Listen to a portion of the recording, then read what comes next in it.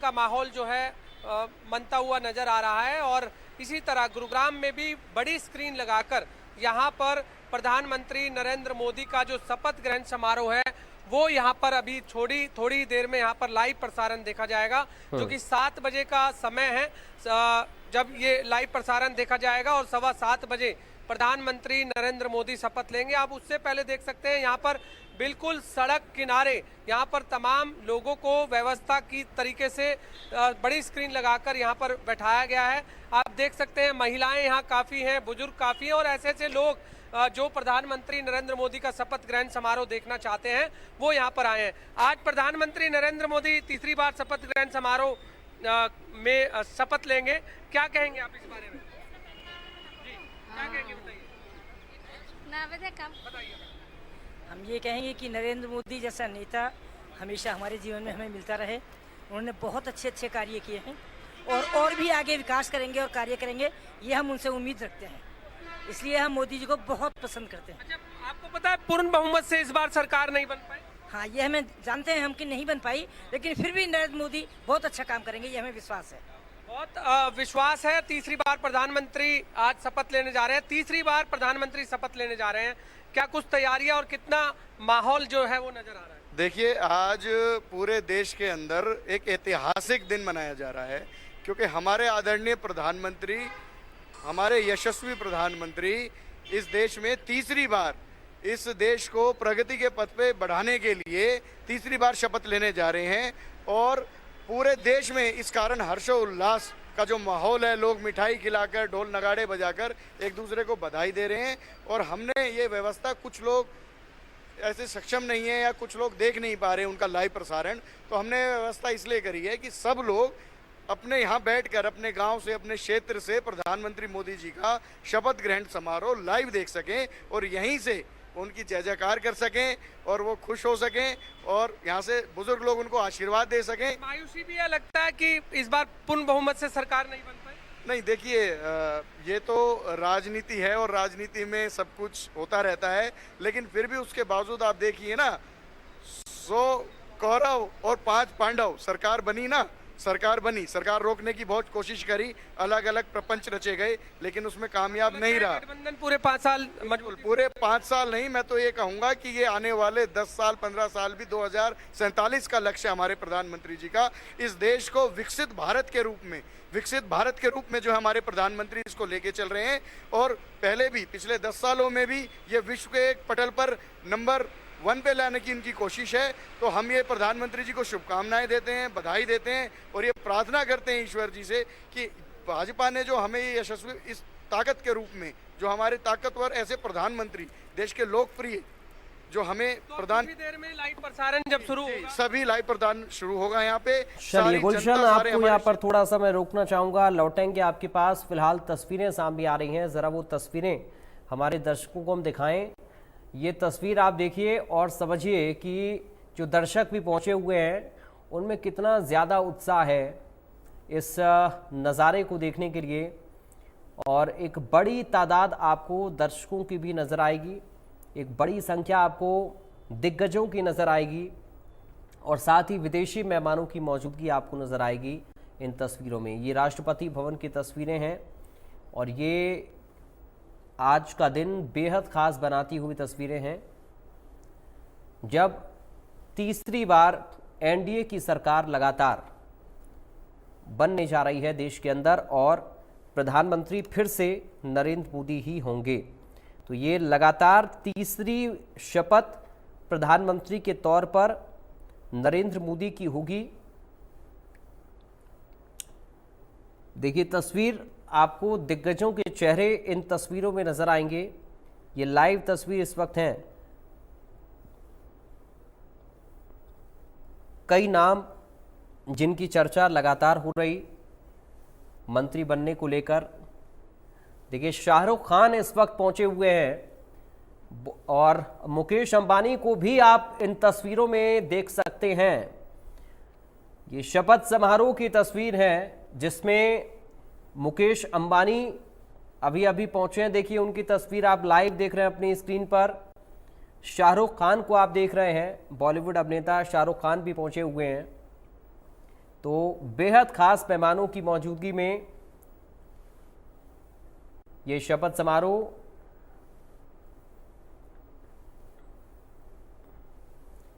ये लाइव तस्वीर इस वक्त है। देखिए मुकेश अंबानी के बेटे भी आपको नजर आ रहे हैं। तो तस्वीरें जरा आप देखिए, बेहद खास तस्वीरें हैं, बेहद भव्य समारोह जिसको खास बनाने के लिए ये तमाम इंतजाम किए गए हैं। मुकेश अंबानी इस वक्त पहुंच चुके हैं शपथ समारोह के लिए। अनंत अंबानी, मुकेश अंबानी के बेटे उनके साथ आपको नजर आ रहे हैं। बॉलीवुड अभिनेता शाहरुख खान आपको नजर आ रहे हैं। अभी अभी पहुंचे शाहरुख खान भी, उनकी पत्नी गौरी खान भी उनके साथ मौजूद हैं।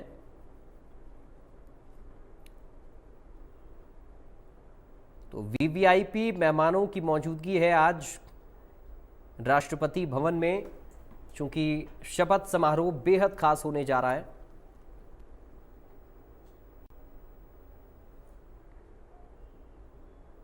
उनहत्तर सांसद मंत्री पद की शपथ ले सकते हैं, इस तरह की खबरें फिलहाल हैं। और 3 चेहरे हरियाणा के हो सकते हैं, उनमें मनोहर लाल, राव इंद्रजीत का नाम शामिल है। देखिए मनोहर लाल पूर्व सीएम पहुंचे भी हुए हैं। कृष्णपाल गुर्जर शपथ ले सकते हैं, इस तरह की खबरें सामने आ रही हैं।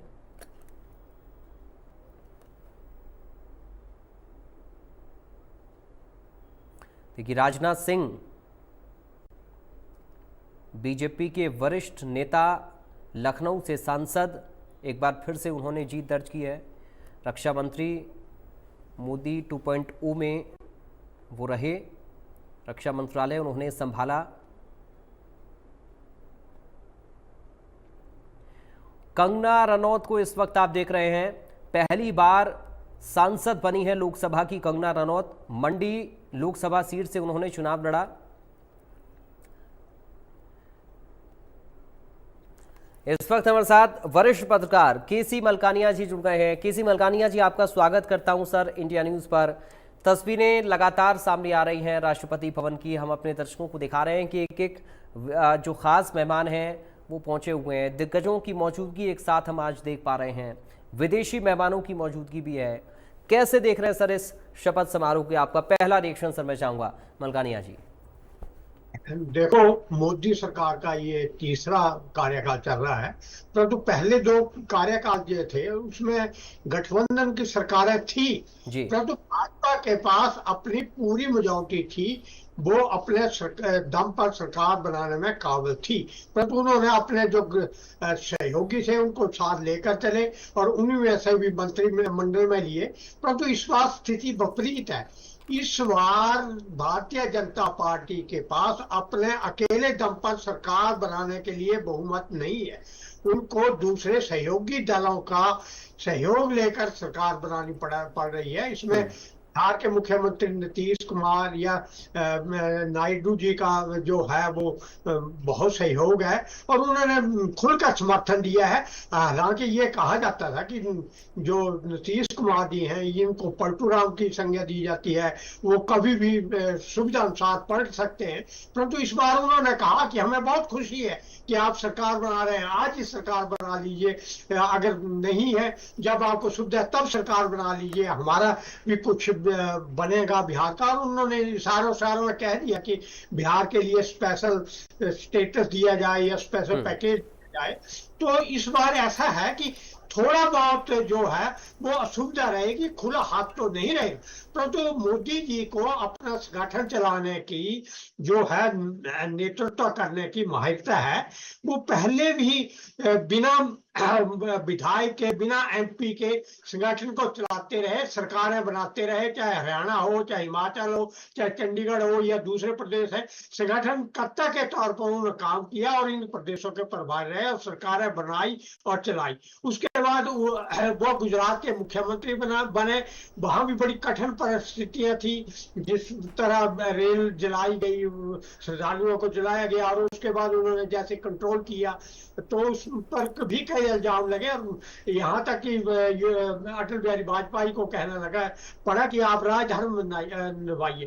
तो उन्होंने बहुत अच्छी तरह उसको चलाया और उसके बाद जब उनको केंद्र में वो प्रधानमंत्री बने और उन्होंने सरकार चलाई तो सभी को लेकर चले और दोनों टर्म उन्होंने बहुत बढ़िया की। उससे लगता था भारतीय जनता पार्टी जो है इस बार 400 पार कर लेगी है। उनका नारा था, चाहे कार्यकर्ताओं का मॉरल बूस्ट करना था, इसलिए उन्होंने नारा दिया था। तो वैसा हो नहीं सका। लगता है कि भाजपा ओवर कॉन्फिडेंस थी। एक उनका नारा था मोदी है तो मुमकिन है, इसलिए कार्यकर्ता इस बार खुलकर मैदान में निकले। उनको लगता था कि हम जीत जाएंगे, जीते हुए। परंतु कुछ परिस्थितियां ऐसी भी रही, देखा गया जहां विकास भी हुआ, प्रगति भी हुई, वहां भी भारतीय जनता हार गई। इसका उदाहरण हमारे पास अयोध्या है। अयोध्या में राम मंदिर का निर्माण हुआ, वहां सड़कें चौड़ी और बिजनेस बड़ा, धार्मिक पर्यटन बढ़ा, तो वहां भी भारतीय जनता पार्टी को धक्का लगा। तो इस बार जो है मोदी जी को थोड़ा सोच समझ कर चलना पड़ेगा। जैसे पहले ऐसा होता था कि बड़े बड़े नेताओं को साइड लाइन करके नए कार्यकर्ताओं को, दरी बिछाने वाले कार्यकर्ताओं को आगे लाया जाता था। तो उससे ये होता था कि जो वरिष्ठ नेता है उन खुलकर वो विरोध नहीं करते थे, परंतु अंदर अंदर नाराजगी होती थी और उसका असर इन चुनावों में पड़ा है। चाहे सामने नहीं आया, परंतु अंडर करंट था।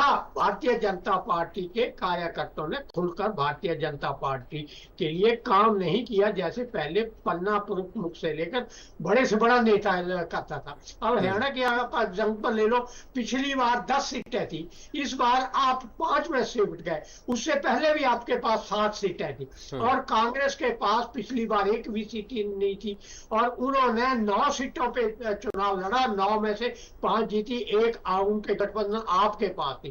तो अगर 9 में से वो 5 जीते तो आधे से ज्यादा वो जीत गए। आपके पास सिर्फ आधी सीटें जीती हैं आपने और कांग्रेस का जो है वो वोट बैंक बड़ा है। तो इसलिए इस बार भारतीय जनता पार्टी की मजबूरी समझो चाहे कैसे समझो, क्योंकि 4 MP के पीछे एक जो है मिनिस्टर बनाया जा रहा है, परंतु हरियाणा में 5 MPओं के पीछे 3 जो है वो मंत्री बन रहे हैं, जिसमें मनोहर लाल खट्टर जी का अपना कद है। उन्होंने 2 लाख से ऊपर से जीत प्राप्त की है। तो राव जी हैं या गुज्जर जी हैं, उनको मंत्री बनाया जा रहा है। तो अब देखना है कि हरियाणा में विधानसभा चुनाव सामने है और नायब सैनी जी के पास 3 मास का समय है, परंतु उनके पास ये प्राप्त समय है, जैसे 50,000 नौकरियां देने की या दूसरी विकास की बातें की, बहुत कुछ उन्होंने बातें की है और काम करने का समय है। अगर यही समय मनोहर लाल जी के पास होता और उसके